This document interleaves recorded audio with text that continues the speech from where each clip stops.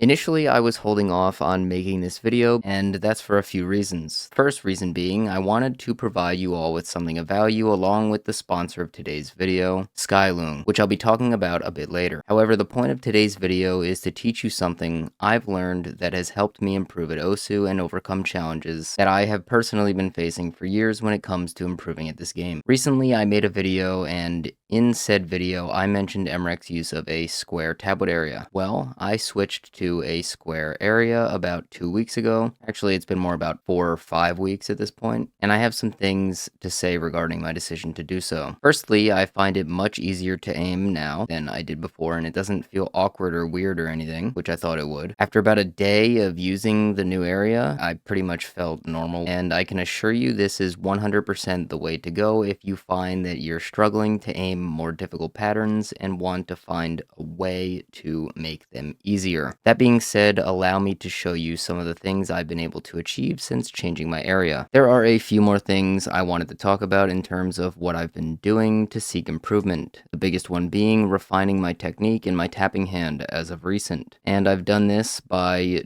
doing a few different things. Firstly, I need to mention this tweet made by MREC, which spiked my curiosity and made me test some things out. I quickly realized that jitter tapping with my dominant hand was also much easier than with my tapping non-dominant hand. I began to wonder, how could I go about making my tapping hand equivalent or better at jitter tapping than my dominant hand, because it is genuinely frustrating considering I don't ever tap with my dominant hand. I don't think I should be better at doing it, you know what I mean? At least that's what I thought. I just so happened to play a game called Old School RuneScape heavily. I have an Iron Man account and started working on jitter tapping by pickpocketing Artie Knights for thieving experience. I know this sounds ridiculous, but trust me, it worked. And I'm going to explain how. I realized that when I'm jitter tapping, the muscles being activated are strictly in my forearm and my shoulder. So when attempting to do so with my non-dominant hand, I focused specifically on working these muscles. Believe it or not, after only doing this for one night, I immediately saw results in my next session the next day. As a matter of fact, my finger control improved, my speed improved, my stamina improved, and literally everything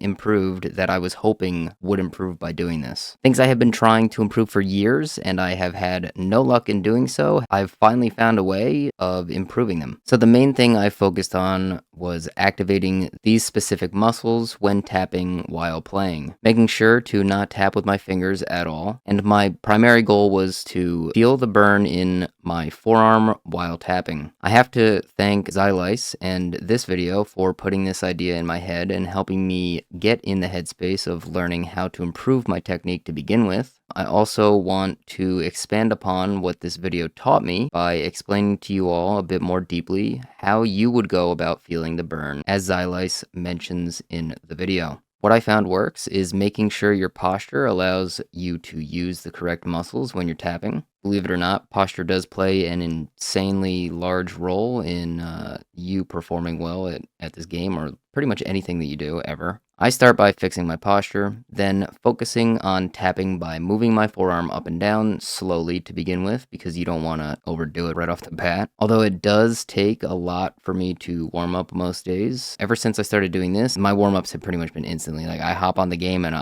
I'm shredding immediately. One map and I'm ready to go. The reason why I am explaining this in such detail is because for me, none of this came naturally, and I had to focus incredibly hard on specific things, as you can probably tell, to learn how to use these muscles on my non-dominant side correctly. I'll be honest, this is an incredibly autistic way of going about doing things, and I admit that I probably am. Once you've learned to focus on using these specific muscles, which you can further understand what I'm talking about if you jitter tap with your dominant hand first right now. Give it a shot, try it, and you'll feel the muscles. You'll begin to start doing this naturally and improve over time with your non-dominant hand. Another thing I've been doing recently is trying to improve my speed, which has started a little habit of mine of only playing things above or equal to 220 BPM for the last 2 weeks. This has resulted in a lot of progress when it comes to speed, and I'm probably showing that on screen right now. As you can see, I'm hitting patterns every once in a while. That's new for me. I can now officially say for the first time in my OSU career that I can comfortably stream 220 BPM sometimes for a little while. Okay,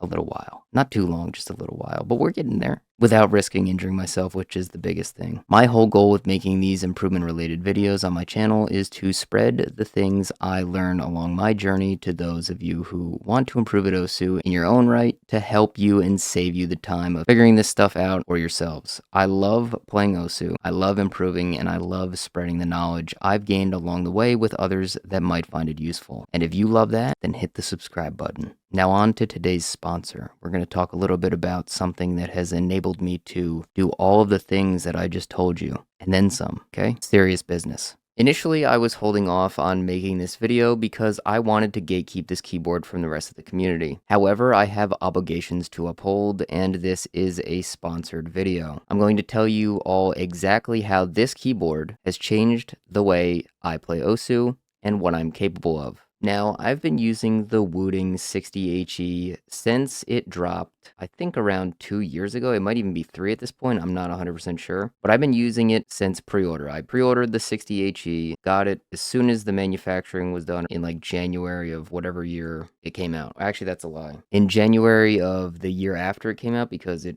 New Year's, all that stuff. Anyway, the Skyloong was great. Rapid trigger, amazing. Fantastic. But I never truly felt like my gameplay or my tapping was seeing the benefits of using rapid trigger. Obviously, it was easier to tap. It took some getting used to, but I never felt like my speed improved at all using this keyboard. Now, with this keyboard, I can say that that is completely and utterly been changed. This keyboard has allowed me to improve my finger control at higher BPMs, my speed, and I really don't know how to explain it. It's amazing. It's made by a company called Skyloong, Skyloong.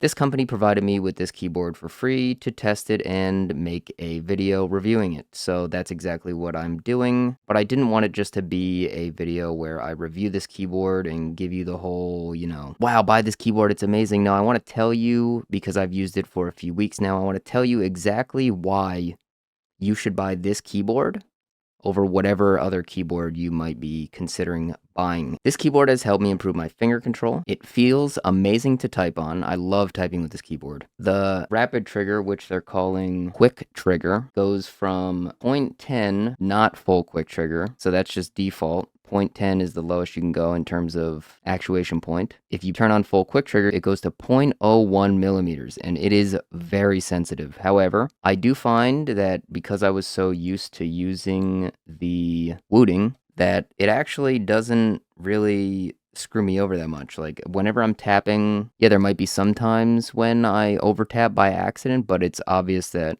I just over tapped. It's not like it's over tapping when I don't want it to. What I have noticed is that if you don't put full force into the keyboard and you accidentally let up a little bit while you're in the middle of a slider, maybe you're repositioning your hand, you can slider break, unfortunately, but that is very rare. And they wanted me to mention the fact that it's plateless, which I don't really know what that means, but I'll tell you what, it feels pretty damn good. I mean, the keyboard is made out of aluminum. It's heavier than the Skyloong significantly. It's got these kickstands on the back, which is something that I really wish the Skyloong did have. And unfortunately for Skyloong, I'm never going back to their keyboard unless they give me something for free, because this keyboard is so much better. If you are wanting a keyboard, it's only $70 to $120, something like that. I'll put a picture on the screen or something. But this is the keyboard to get. I mean, this thing is incredible. I love the lighting on the keyboard. The lighting on the keyboard is super vibrant, super bright, full range of colors. Initially, when they sent me a message, I thought it was going to be some cheap mass manufacturer, but no, this is a really good keyboard, guys. This is the best built keyboard that I have ever held, felt, used or anything like that. There's a bunch of features, all the features you'd expect from a keyboard. You have to use a browser to get to their driver right now, but I'm pretty sure that's going to change in the future. We got the, you know, the normal stuff like macros, media. You can change your keys to mouse buttons. You can change the actuation point of the keyboard's switches to whatever you want. I'm pretty sure it's hot swappable too. I'm not sure though. The main thing that you guys are concerned about is the rapid trigger functionality in this keyboard, which I can say is absolutely perfect. The wooting, I used to lose inputs all the time. If I put my finger down on the wooting, the keys are a little bit worn out because I've obviously used it for a few years now. But if I put my finger down on the key and wiggle back and forth, it'll take inputs, which is annoying because if you're just moving a little bit, you'll miss, you'll slider break. But this keyboard, I haven't experienced that at all, actually. And that's the reason why I've now switched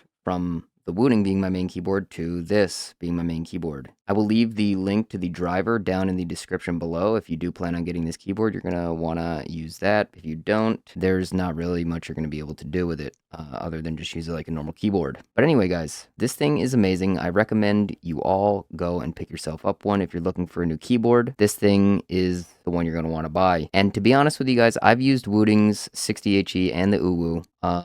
The Uwu is way too sensitive. I feel like I'm over tapping every single time I use that thing. I'm pretty much just spamming the entire time. No finger control at all on that thing. I don't know what it is about this keyboard specifically. Just the way it feels makes my finger control way better. It's just so much easier to feel what you're doing and to use that to your advantage, if that makes sense. But yeah, I've been building speed. I've been able to play 230, 240, 250, and I'm building stamina on each of them. So, I mean, I'm gonna probably have some clips playing. You'll see them throughout the video. This thing is amazing, and thank you to Skyloong or Skyloong or however they pronounce it. I'm not sure. I didn't ask. But yeah, thank you guys for sending me this keyboard, allowing me to use this hardware. And yeah, if I ever need another keyboard, I know where I'm going. So hopefully you know where you're going to. Appreciate you guys. Good luck on your improvement journeys, and don't forget to have fun and play more. Peace out.